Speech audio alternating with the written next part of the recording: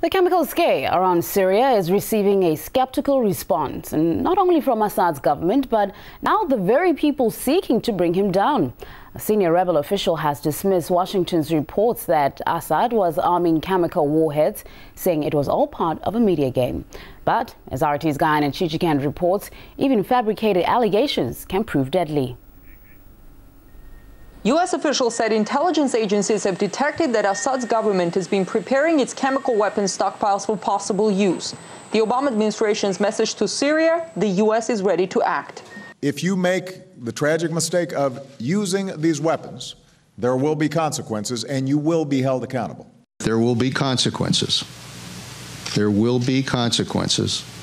We have sent an unmistakable message that this would cross a red line. Next, how does America the media quickly picked up on the alarming news of the Syrian government's alleged plans, citing secret intelligence. After Fox News confirms that Syrian troops now have the deadly nerve agent sarin gas weaponized and at the ready. The Syrian government flatly denied the possibility, saying it would not use such weapons against its people. We would not commit suicide. We fear there's a conspiracy to provide a pretext for any subsequent interventions in Syria by these countries that are increasing pressure on Syria.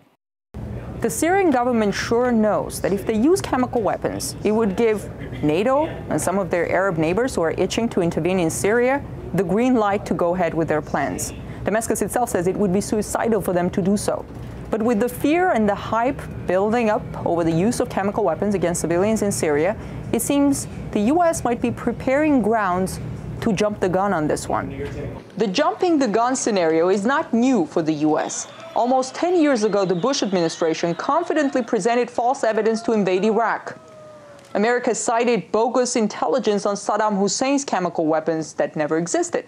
The invasion triggered a civil war that killed more than 100,000 innocent Iraqis. And years later, all Washington had to say about this was, the president thought it was correct. Congress thought it was correct. Of course, I regret that it turned out a lot of it was wrong. In the run-up to the Iraq invasion, the U.S. media was instrumental in selling the case to the public. The Congress never had any proof ever presented, ever, of weapons of mass destruction. It all came from Tony Blair to the Cheney and Bush and Condoleezza Rice.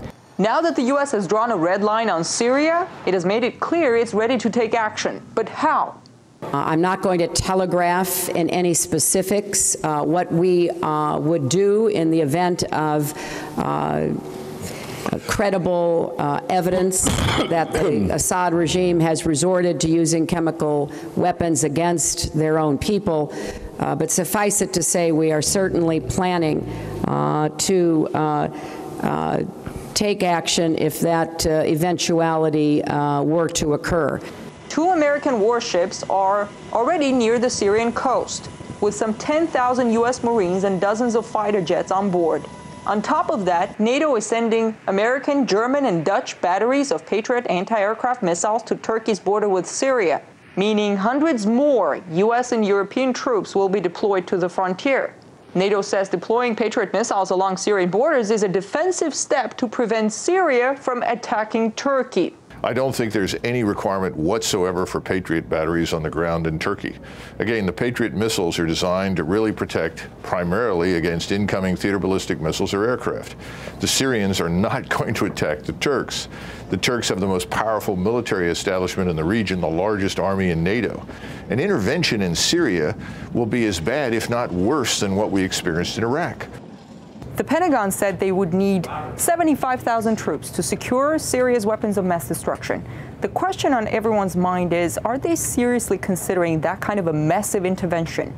Because that could mean another Iraq coming soon, an invasion that could be followed by years of bloody civil war.